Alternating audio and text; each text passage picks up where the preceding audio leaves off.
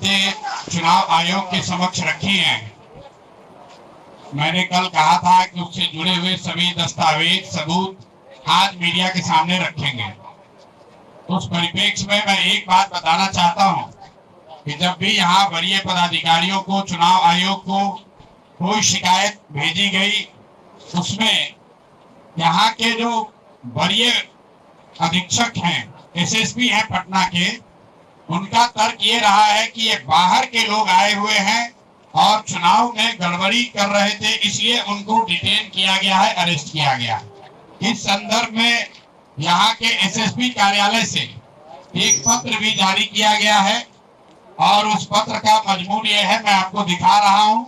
ये पटना एसएसपी कार्यालय से जारी किया गया है, जिसमें ये उन्होंने लिखा है कि चुनाव के दौरान बाहर से आए हुए लोगों ने जो अगर उल्लंघन किया है तो चुनाव में शांतिपूर्ण व्यवस्था बनी रहे, इसके लिए उनको डिटेन किया गया है। ये पटना के एसएसपी का ऑफिस से जारी किया हुआ वक्तव्य है, जो आप सब देख सकते हैं। आपको मैं अभी जारी भी करूंगा। जब कि इसकी सच्चाई से उलट, इस दावे से उलट जो सच्चाई है वो आप देखिए। टोटल 50 से ज्यादा लोग अरेस्ट किए गए हैं और उसमें से ज्यादातर लोग पटना के लोकल लोग हैं, जिनके घरों में घुसकर पुलिस ने दबिश दिया है। 144 की कोई बात नहीं थी, लोग घर में सो रहे थे, घर में घुसकर पुलिस ने उनको पकड़ा है रात में 2 बजे, दिन के सुबह के 3 बजे।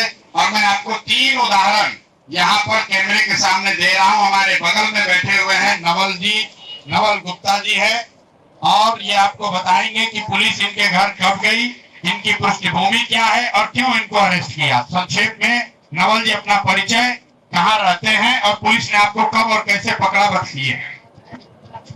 नवल किशोर गुप्ता, निवास स्थान कुकरी मंदिरी पटना।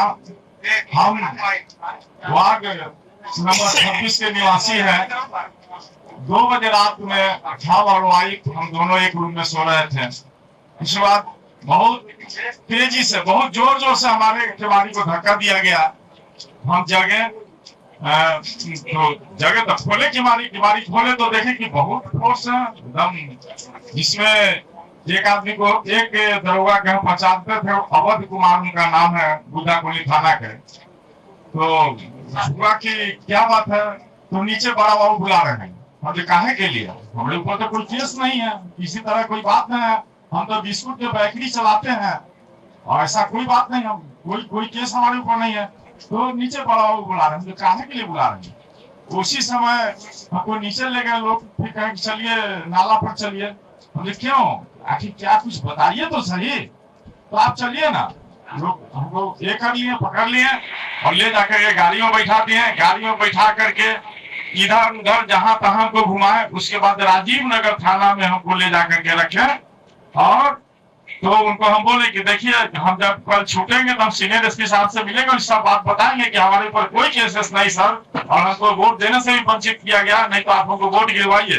तो 5 बजे हथुआ पाठशाला में लाके हमको वोट गिरा के और हथुआ पाठशाला में ही छोड़ दिया, क्योंकि हमारे ऊपर कोई अफील था नहीं। अब देखिए, ये नवल जी हैं, इन्होंने आपको बताया कि ये मंदिरी एरिया के रहने वाले हैं। 2 बजे रात में अपने घर में सोए हुए थे।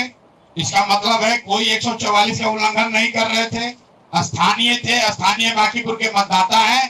किस अधिकार से पुलिस इनके घर गई, इनको अरेस्ट किया, पूरे दिन तक घुमाते रहे और कल चुनाव खत्म होने के 1 घंटा पहले इनसे मतदान कराकर तब इनको छोड़ा है।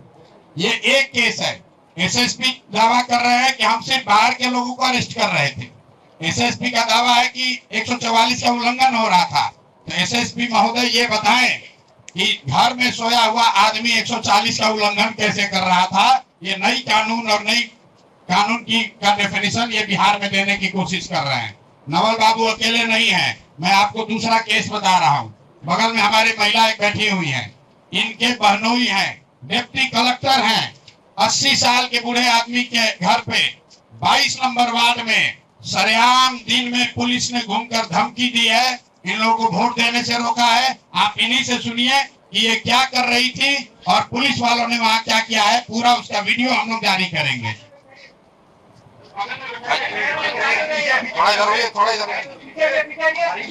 मैं 22 नंबर वार्ड मैं 22 नंबर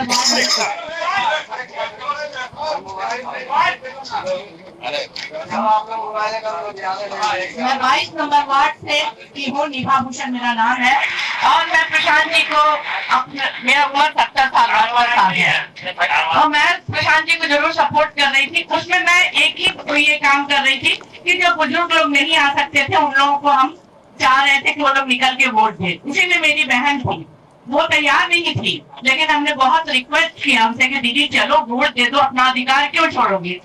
तो वो हमारे कहने पे वोट देने गई। मैं उनको लेके बूथ तक गई और मैं अंदर भी नहीं गई, मैं उनको अपने नौकर के साथ भेज दी कि भाई जाओ तुम वोट देके, वो यहाँ बैठे हुए हैं। और कुछ स्थानीय लोग उनके घर गैरेज में बैठे हुए थे, दो स्थानीय लोग आई भी है मेरे साथ। वो स्थानीय लोग बैठी हुई थी।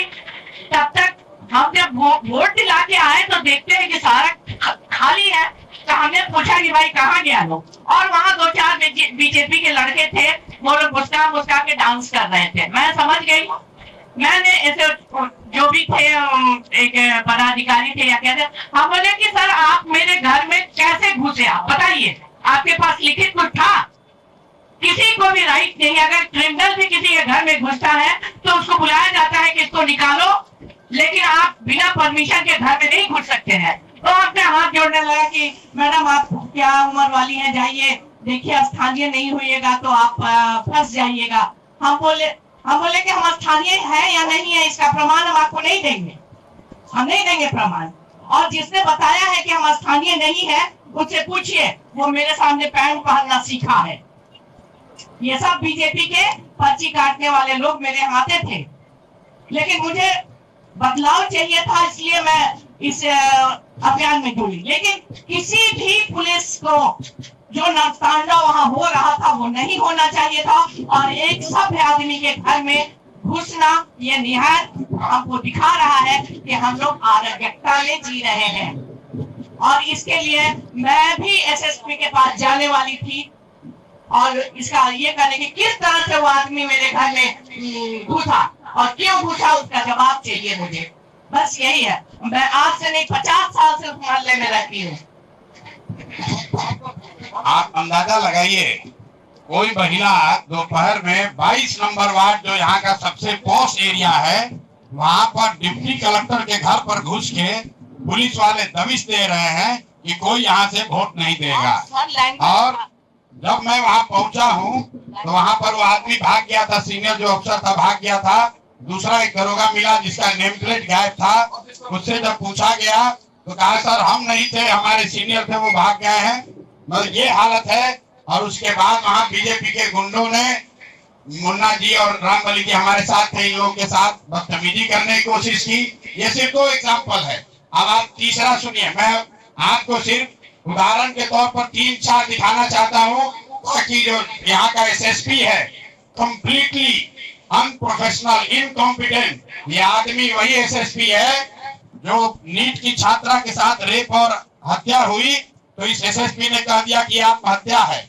और ये एसएसपी राजनीति करने के लिए यहाँ पर देखिए, और अपने सुपरवाइजर्स को, सीनियर्स को गुमराह कर रहा है। और इस एसएसपी के ऑफिस ने जारी किया है लेटर कि सिर्फ और सिर्फ बाहर से आए हुए लोगों को अरेस्ट किया गया है, डिटेन किया गया है कानून व्यवस्था के लिए। तो एसएसपी महोदय को ये बताना है कि भाई इनके घर में 2 बजे रात में आप जाकर इनको क्यों उठाए, ये महिला के घर में, इनके रिश्तेदारों के घर में 12 बजे दिन में आप पुलिस क्यों भेजे हुए थे। अब आप सुनिए, तीसरे हमारे साथ हैं गब्बर जी, जरा आप अपना सुनिए। चंद्रवंशी जी, इनके साथ क्या हुआ जरा सुनिए। एक दिन में 3 बार पुलिस अरेस्ट करने के लिए इनके पास पहुंची है, और ये कौन से क्रिमिनल है जरा ये आपको बताएंगे कैमरे पर। मेरा नाम सुनील कुमार चंद्रवंशी उर्फ गब्बर सिंह हुआ, सिपाही और ऑफिस का रहने वाला हूँ। हम लोग घर के नीचे गली में बैठे हुए थे, करीब 12:30 बजे खड़ी, और एक एसआई आए और बोले कि बड़ा वो बुला रहे हैं। हम गए मिलने के लिए, तो बूथ पर हमको ले गए। ले जाने के बाद फिर उधर से उठने के बाद बोले कि गाड़ी में बैठिए। हम लोग गाड़ी में क्यों बैठे, मुझे आधार कार्ड छोड़ते हैं। वो लेके गया और 1 घंटा इधर घुमाया, उसके बाद खाना नहीं चला गया, उसके बाद 2 घंटा बैठाया, उसके बाद फिर हमको छोड़ दिया गया। फिर उसके बाद 1 घंटा बाद फिर आया और जबरदस्ती करीब 5-6 की संख्या में पुष्पल थे, उठाने का कोशिश किया, लेकिन हमारे समझ हमको बता लिए और उसके बाद फिर हम अपने घर गए। उसके बाद घर पर सीटी खुद करीब 20 की संख्या में आए और 4 तो घर को घेर लिया। चली थी न जाने कहाँ किस डगर से वो इत्रों की खुशबू, बहारों का मौसम। चली थी न जाने कहाँ किस डगर से वो इत्रों की खुशबू, बहारों का मौसम, जमी पर हो जैसे पहाड़ों का मौसम। वो चंदा